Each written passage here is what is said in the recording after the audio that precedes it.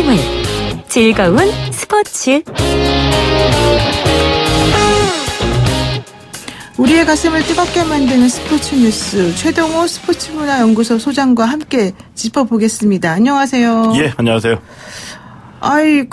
어제 북한과 있었던 축구도 그렇고요. 참 예. 이상하게 많은데 오늘 키워드 뭡니까? 이상한 월드컵 예선전입니다. 오늘의 키워드. 오늘의 키워드는 이상한 월드컵 예선전이다. 예, 그러니까 어제 예. 있었던 우리 월드컵 2차 예선 평양 원정 경기. 네. BBC가 어제 경기를 두고서 경기 열리기 전에 세계에서 가장 이상한 경기다. 중계도 없고 취재진도 오지 말라 그러고. 네. 응원단도 없고 라고 했는데 어제 뚜껑 열어보니까 더 이상한 경기였었죠. 관중이 한 명도 없었습니다. 그러니까 근데 그게 가능해요? 그런 식으로? 이 월드컵 예선인데?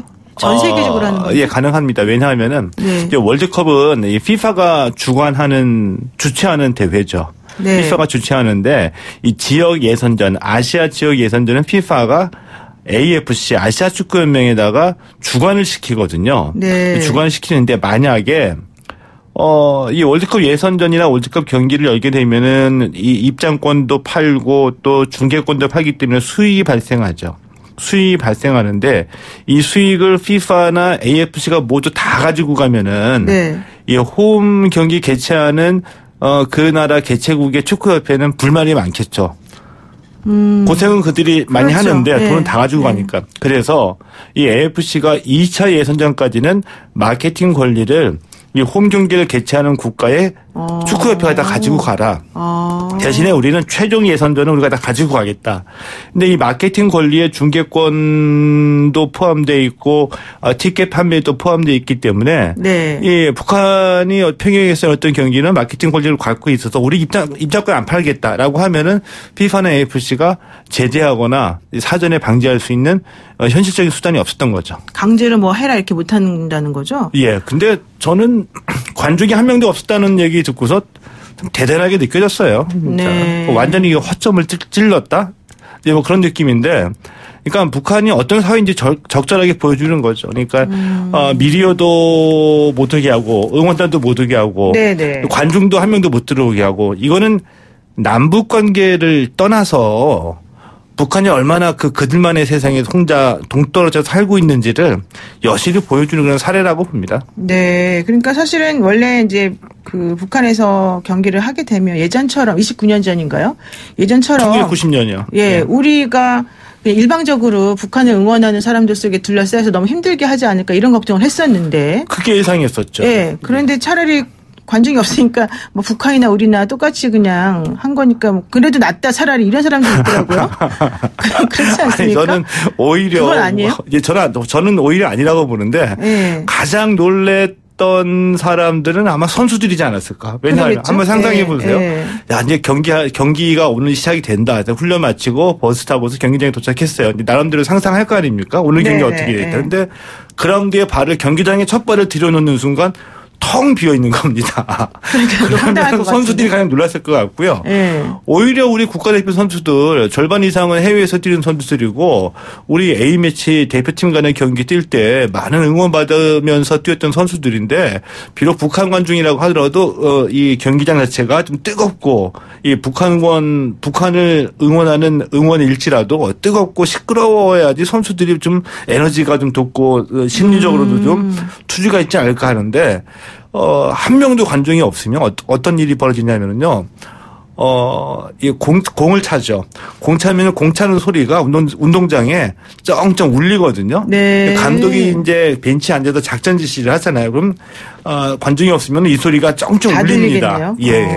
상대방한테 다 들리겠네 진짜. 고요하고 적막하죠. 네. 그런 느낌이죠. 게다가 우리나라하고 또 북한은 말도 사실은 다 통하기 때문에 상대방 전략까지 전부 다 오히려 노출되는 그런 상황이 벌어지겠군요. 예. 그런데 2차 예선이 결국 홈앤더 어웨이 경기 아니겠습니까? 예. 그러니까 우리는 이제 우리가 갔을 때는 뭐 그렇게 했다 치고 이제 북한도 우리한테 와야 되잖아요. 그렇죠. 홈앤더웨이니까 어제 경기는 네. 우리의 원정 경기였고요. 네네. 이제 우리도 이제 홈 경기를 치르게 되죠. 언제 합니까 우리는? 내년 우리나라에서? 6월 14일입니다. 아, 내년 6월 14일이요? 6월 예. 4일, 6월 14일? 내년 6월 14일인데 네. 이때는 우리가 좀 정반대로 우리는 우리식대로 북한을 좀 깜짝 놀라게 해서 우리나라에서 가장 큰 경기장에서 경기를 열고 경기장을 꽉꽉 채워서 우리식대로의 어떤 그 자유로우면서 뜨거운 그 응원을 보여주면 북한은 뭐 그런 데 놀라지 않을까 뭐 이런 생각이 들기도 하는데 정말 이 세상이 이렇다. 축구를 통해서 우리가 보여줄 수 있는 모든 것들을 뜨거움과 열정, 자유로움 그리고 또 하나 되는 모습 이런 걸로 보여줘서 북한 선수들 또 북한에다가 이런 게 진짜 살아가는 거다. 이런 거 좀 알려줬으면 좋겠어요. 아니 근데 뭐 서로 놀래켜 주려고 무슨 대회하는 것도 아니고 참 저는 좀 이해가 안 가는데 어쨌든 그 어제 경기가 지오바니 인판티노 피파 회장이 또 직접 관람을 했다는 얘기가 있어요. 예, 지오바니 인판티노 회장이 어제 평양에 가서 직접 이제 그 남북 경기이고 하니까 네네. 직접 간 겁니다. 이 평양에 이 월드컵 2차에선 남한과 북한의 경기를 보러 갔다는 얘기는 네. 이 경기를 나름대로 중요하게 생각했기 때문에 간 거였었거든요. 그러니까 인판티노 회장도 월드컵을 남북이 공동 개최하는 문제에 관해서 그동안 수차례 언급을 해왔기 때문에 평양 경기에 관심을 많이 가졌습니다. 그런데 가장 충격을 받은 사람 중에 한 사람이 인판티노 회장일 겁니다. 그럴 것 같아요. 그렇죠. 예. 그래서 어제 경기 끝나는데 한마디 했습니다. 이거 사실 좀 충격적인 일이다. 그래서 그 축구협회에다가 얘기를 했다. 북한 축구협회에다 얘기를 했다라고 얘기를 하거든요.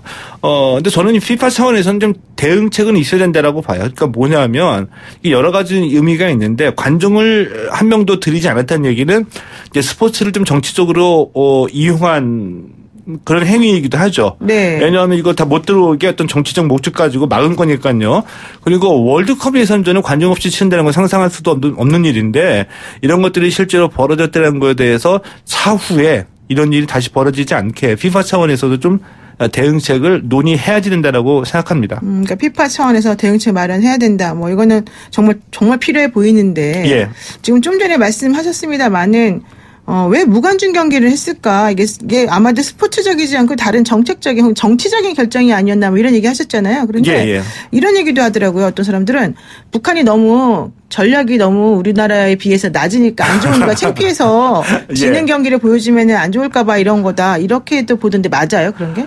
뭐 그런 면도 있을 수는 있다라고 봐요. 그러니까 객관적인 전력에서 이제 뒤지니까 평양에서 우리에게 지는 모습을 북한 주민들에게 보여주기 싫어서 관중 없이 경기 치렀다라는 얘기 분석도 나오긴 하는데 뭐 그럴 수도 있다라고 보는데 사실은 저는 그보다는 이 스포츠를 떠나서 좀 더 크게 보면은 남북 관계에서 찾을 수 있거든요. 네. 우리 스포츠뿐만이 아니라 지금 남북 관계에서 북한이 그 북미 협상에 주력하면서 의도적으로 우리를 무시하는 그 정치적인 신호들을 많이 보냈었거든요. 자, 그런 맥락에서 보면 좀 충분히 이해가 가죠. 뭐냐면은 이번에 이 평양 원정 경기도 북한이 굉장히 그 우리 선수단을 홀대하고 무관중 경기로 치름으로써 남한에다가 그 불만이 많다라는 것을 많이 보여주는 표시하는 정치적인 시그널이라고 보거든요. 네. 근데 이런 것들은 조짐은 조금 나타났어요. 뭐냐면은 우리가 이제 어제 10월 15일 평양 원정 경기 일정이 확정이 되면서 우리 정부가 굉장히 많이 애를 썼던 게 뭐냐면 응원단 방부 그리고 그 중계 방송이 있었거든요. 이 협상이 진행이 되다가 돌연 중단이 됐는데 이때 북한 축구협회가 우리 축구협회에 전달한 얘기 중에 하나가 응원단과 중계 방송은 당국 간 협의할 사항이다. 당국 간? 예. 정부끼리 그 얘기할 일이지 우리가 얘기할 사항이 아니다. 이것은 뭐냐 하면은 중계 방송과 응원단은 북한 축구협회가 아니라 북한의 이 정치기관에서 최고 의사결정자들이 이것을 틀어 막고 있다는 얘기가 될 수 있겠죠. 그래서 일부러 북한은 어제 평양 원정 경기를 저는 격화시키고 폄훼하려고 의도적인 작업이 있었다라고 봅니다. 이게 대표적으로 뭐냐면은 어제 경기 있었고 그제 우리 선수단이 평양에 들어갔거든요. 그래서 원래 이제 평양에 도착해서 오후 6시 30분에 기자회견하고 7시부터 훈련하기로 돼 있었거든요. 근데 이 평양 입국대부터 입국 심사할 때 시간을 많이 끌었어요. 그래서 이 호텔에도 늦게 도착했고 이 훈련 시간이 굉장히 많이 줄어들었죠. 기자회견할 때에도 원래 외신 기자들 들어오긴 했었었는데 외신 기자들 다 틀어막아가지고 북한 기자 5명, 실제로 기자인지 아닌지 뭐 의심스럽기도 하지만 그렇죠. 북한 기자 5명이 앉은 데서 그냥 소감 얘기하고 끝냈다라고 하거든요. 취재진도 맡고 뭐 중계도 하지 못하게 하고 응원하는 북한 관중들도 한 명도 없고 완전히 우리 쪽에다가 이 경기를 평화시키고 격화시켜서 어떤 이 남한 쪽에 대한 이거 불만, 정치적인 의사 표현을 한 거라고 봅니다. 무슨 뭐 동네 축구도 아니고 예. 우리 관계자도 2명이 그냥 기자 신분으로 해서 또 갔다 뭐 이런 얘기도 있긴 하던데. 예, 중계방송 없었는데 문자 3중 중계가 이루어졌어요. 문자 3중 중계가 그 경기 감독관은 이제 AFC에서 파견을 했거든요. 네네네. 이 경기 감독관이 이제 문자로 선수 선발 명단 그리고 경기 시간 그러니까 전반 몇 분에 누가 교체됐다 이렇게 아주 간단한 기초적인 정보들을 말레이시아에 있는 그 AFC 본부에다가 문자로 전송을 하면 이 AFC 본부가 다시 한국에 있는 축구협회에다가 문자로 보내가지고 간간히 이제 소식이 전해졌죠.